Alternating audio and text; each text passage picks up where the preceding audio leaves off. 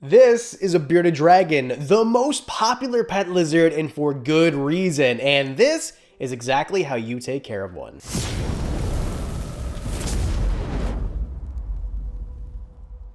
Bearded dragons are a medium-sized diurnal lizard from Australia. This is an animal that's going to be awake during the day, they're going to be super friendly, and one of the best pet lizards you could possibly own. This care guide is specifically for Pagona viticeps, which is the Centralian bearded dragon, the one that you know and love, and the one you'll most likely find at your reptile store or at a reptile expo. But it would probably work for the subspecies too. Anyway, point is, there's 6 categories. Let's get started so you know everything you need to know, starting off with size. You need to know what size is the animal going to be. It's one of the most important things. Bearded dragons vary greatly. Males are going to be bigger than females by a little bit. It's called sexual dimorphism. The average is 18 to 24 inches, so they'll all be under 2 feet likely. There are some monsters that might get bigger, but in general, this is basically what you're looking at. This is a male bearded dragon, but he was stunted because he just didn't have the greatest upbringing before I got him. So you'd probably have a female closer to this size. Of course, their weight depends on how much you feed them and how much they grow in the first part of their life. Generally, we're talking 250 to 500 grams, so just under a pound for most of these animals. The next most important thing is where you're gonna house it. You need to know about your enclosure, which is going to be 4 foot by 2 foot by 2 foot most likely. If you watch a care guide from 5 or 6 years ago, 10 years ago, you might see people say a 75-gallon works. It doesn't. The minimum, in my opinion, the best enclosure would probably be 4 foot by 2 foot by 2 foot, which equals 120 gallons. Some people, especially in Europe, keep their bearded dragons in an enclosure that is the same dimensions, but 2 feet taller. And this is because they're semi-arboreal. So in the wild in Australia, you'll find these guys on tree stumps or on fence posts. You're never really gonna find them on the ground. So you wanna give them as much space as you possibly can to get vertical because they do wanna be off the ground. Of course, this depends. I've actually had this lizard in a 4x2x4 or 4x4x2 right beside me, and he never really used the space. But again, this is a rescue animal that didn't have the greatest upbringing and doesn't really act like most bearded dragons, but each will have their individual taste. Inside the 4x2x2 enclosure, there's a few things you're gonna need. And by the way, you're going to wanna know where to buy all of these things. There's a link below to the stuff that I use. Thanks to Chewy.com for letting me put together an entire list. So if you're looking for your bearded dragon, there's Wiccan's Wicked Habitats. I put all the stuff I have actually used for years and years and years all in one place so you can buy it all in one place. Feel free to browse. Chewy has lots and lots of great products. All the stuff I feel is best is in one carousel. Link below, Wiccan's Wicked Habitats, everything you need for your bearded dragon. So you have your enclosure, you set it up, put it together, bring it into your house, whatever the case is. You want to put substrate into it. This is where it's going to get controversial, or would have been a few years ago. Some people like to use slate or paper towel or nothing at all. And the reason is they're risk adverse to impaction. Impaction is basically when stuff gets stuck in your bearded dragon and they can't pass it and then they die. We used to think this was really common. I don't know why we ever thought that. I know several veterinarians, including the one that is the busiest of all the exotic vets here in Canada. He's never seen impaction in a bearded dragon ever. So I recommend instead using a naturalistic substrate, something like play sand mixed with topsoil, mixed with coconut coir, mix it all together. Don't get caught up in how many grams of this, what percentage of this. I just do equal parts. I mix it all together like you see here, and that's it. If you want a ready-use material, there's lots of those available too. Next, you want to put stuff. Basically, the stuff that you want is things for your animal to climb, things like cork bark or branches or whatever. So go out in your yard, get some, power wash them or bake them or scrub them, whatever you want to do. Throw them into your enclosure, get some bricks. I recommend those a lot, or some slate, because what you want is a area for the heat of the basking bulb. As for a water bowl, I'm going to recommend it to you, mostly because if I don't, I'll get destroyed in the comment section. But in truth, in reality, I've been keeping bearded dragons for the better part of 20 years, and I've never seen a bearded dragon drink out of a bowl ever. They're going to get almost all of their moisture from either morning dew, which is the spray that you're going to do in the morning, or from their actual food. Now, when they're babies, give them a water bowl because they're going to eat more insect matter. We'll cover that in a second. But if you do use a water bowl, which again, I'm recommending, keep it on the cool side so that it doesn't create too much evaporation and raise the humidity. And when you do feed them salad or worms, I recommend you feed them on a plate or something, because if eating sand is just unpleasant. Heat, humidity, and lighting. This is the really easy one. The heat, you want to create a gradient. So cool side, warm side. It doesn't matter if you go left to right, right to left, doesn't matter. The idea is you want to give a broad range of temperature for your animal to pick their desired temperature, like they could do in the wild. On the cool side, I like mine to be around 75-ish. Now keep in mind, this is a guide. In the wild, there is no thermostat. So as long as you're pretty close, you're gonna be fine. Your animal won't spontaneously combust if I say 75 and it's 73. On the warm side, I prefer it to be around 85-ish. Again, mine might get up to 90 degrees. It's fine because there's a cool side. So if he wants to cool down, he'll just go over there. Plus I've got hides. So the cork rounds I use for him to perch on under his basking spot also go long enough that they go to the cool side. So he can hide in a warm side or a cool side.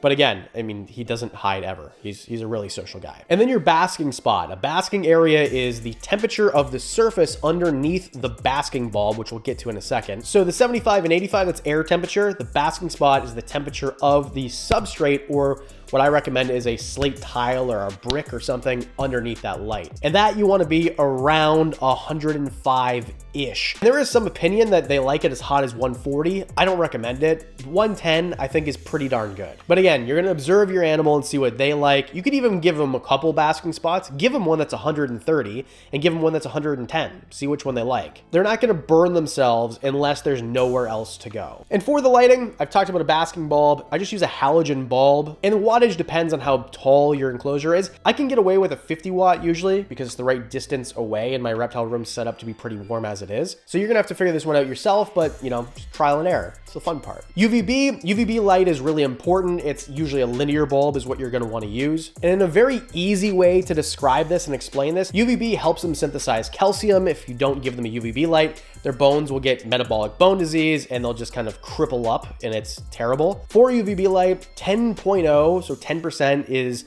at the very least. I prefer a 12.0 or a 14.0 bulb. Arcadia actually makes one called the Dragon bulb, which is 14%, and that's what I use. If this seems complicated, I promise it's not. Get a basking bulb, get a UVB bulb, that's it. For diet, this is interesting because it actually changes over their lifetime. Again, don't let that scare you. I promise it's not complicated. Here's how it works. When they're babies, which is when a lot of people get their bearded dragon, they're gonna be eating mostly insect matter. Mostly protein is what they're gonna want. And as they get older, they're gonna eat more leafy greens, but they're gonna want both through their entire life. To simplify, here's how I break it down. Up until about 6 months, about 80% of their diet is going to be insects, especially roaches and crickets. So you're going to want to feed them once or twice per day up until they're about 6 months old. And then for salad, I usually feed them about once a day, make it available for them. And if they don't eat it, the crickets will. You'll find as your dragon gets older, it's going to be a lot easier to start feeding them plant matter because some bearded dragons, it takes them a while. Think of it like a toddler. You're trying to get your toddler to eat broccoli. My toddlers eat broccoli, no problem. They love this stuff. They'll even eat Brussels sprouts, but most toddlers don't. They're going to be individuals. From 6 to 12 months, I would say it's around 50-50-ish, something like that. Maybe 60%, 40% in favor of insects. So you're going to want to give them protein sources 4 times a week, right around there. Again, if 1 week it's 3 and the next week it's 5 times, you're good. It's just common sense. If you look in the mirror and think that you're putting on too much weight, you eat less. If you look at the scale and you're losing weight and you don't want to be, you eat more. Same thing with the bearded dragon. And at adulthood, 12 to 18 months, somewhere around there, like this size animal, you're going to want to feed them 30% insect protein and about 70% leafy greens. Now, what are you going to feed them? I recommend dandelion green, endive, escarole, Swiss chard. Those are the ones that I like to use the most. There's other ones too. There's really great resources out there, but there's this whole thing out there about like, don't feed them lettuce and don't feed them kale, otherwise they'll just drop dead. It's not true. Don't feed them lettuce as a staple because lettuce is mostly water. They can get diarrhea and get dehydrated. Kale can bind to calcium. It's not really good as a staple, but if you feed them a kale salad or some lettuce once in a while, it's gonna be totally fine. Mustard green's another one I really like, by the way. For insects, the staple should be crickets and or roaches, dubia or discoid. And the rest I like to feed superworms, butterworms as a treat if you're trying to get them up in weight. Silkworms every once in a while. Hornworms are really fun for them to watch because it's kind of like a gusher, they explode. But this whole thing about superworms and mealworms will eat through the belly of your bearded dragon, that's baloney. If If you've read that on the internet, it's not true. Make this fun. Don't get all caught up in how many grams of crickets. Don't worry about it. Throw enough crickets in there that they eat it in, say, 15, 20 minutes, and then anything that's left over, take it out. And also, when you're reading and some people say, oh, you have to feed your baby bearded dragon 5 times a day. Like, no, you don't. Don't make it a career. If you want something that you need to feed 5 times a day or it's going to die, get one of these instead. Diamond gets crickets twice a week, worms once a week, and he gets a salad every day or every other day if we're busy. Behavior. This is the part people love. They're individuals. So mine is usually pretty chill. Now, right now he's really heated up. We were just outside shooting some B-roll and it's pretty warm for April here in Canada. So he's really like warmed up and fired up. Plus we just changed his UVB bulb, which usually gets the dragons a little bit more active. But in general, he'll sit here forever. He'll just sit here. The great thing too is some individuals are gonna be bouncing off the walls and some will just sit. It just depends. Like certain dogs, for example. I've got a couch potato dog, and I've got a psychopath dog that never stops moving. That's Josephine. But for the most part, they're gonna spend their days basking under the heat lamp, soaking up the UVB, and then at nighttime, they'll just kind of pass out wherever they are. These animals have been in captivity forever. There's no wild-caught bearded dragons that are coming in legally. Australia stopped exporting animals in like 1976 or something like that. So we're talking about generations, 40+ generations of bearded dragons that are captive. These things don't understand predators. They're not gonna be wary of you most of the time. They're just gonna fall asleep whenever. And they don't bite. I mean, is it possible? Yes. Anything with a mouth can bite, including my toothless Pomeranian. But these animals are very, very unlikely to bite. The only times I've ever been bit by my bearded dragon, considering I'm wearing like literally a Bitey Boy shirt with a picture of Diamond on it, is because I've got these spacers in my ear that kind of reflect light and he thinks they're food sometimes. So once in a while, he'll like try to bite it because he thinks it's food. But in terms of aggression, I've never been bit by a bearded dragon, and I've had a ton of them over the course of almost 20 years. Oh, and also their tails don't come off. Don't yank them, but they don't come off like a lot of geckos do. Lastly, price, availability, and morph. Because if you can't find one or afford one, what's the point of even watching this video? Great news, the price is low, the availability is everywhere, and the morphs are, well, actually kind of not that many in comparison to ball pythons and other things. Now, there are some morphs. You can get some that are white, and some that are nearly black, and some that are red. But if you want something that looks just like this guy here, 50 bucks, maybe $100 for an animal, so they can get pretty high. Even zeros now, which are the white ones, you can find them for about 300 bucks. So you can get whatever you like. There's 2 special morphs. There's leatherbacks and silkies. Leatherback is partially scaleless. They're normally fine. These ones, they might need a little bit of extra help shedding, but they're gonna be healthy. You're fine if you get one. If you breed a leatherback to another leatherback, you can get a silkback, otherwise known as a silky. And they're these monstrosities here that are a problem. They are very fragile. It's very difficult to get them to shed properly. In general, I say stay away from them. I wish we wouldn't breed them anymore. It's cruel to even have these things alive. Availability, they're everywhere. Literally every reptile shop you go to, you can find one. And to be clear, buy them from a reptile shop or a reputable breeder or Reptile Expo, but don't buy them from a big name pet store. I mean, it's just where they come from is not great, and you'll pay way more for them if you buy them from a big name pet store. Support local, support small businesses, and support really good breeders. And the price, again, 50 bucks, 100 bucks, 300, maybe 1,000 if you want to get like a German giant red or something like that. Either way, that's everything you need to know about bearded dragons. Let me know in the comment section below what you think, or if you have advice for anybody reading. As always, thanks for hitting like and subscribe. We are doing a care guide every single month for a new animal. If you want to be part of that, it's free to follow. And the Patreon, discounts on merch, videos early. If you want to do a one-on-one conversation to clarify, there's a tier for that.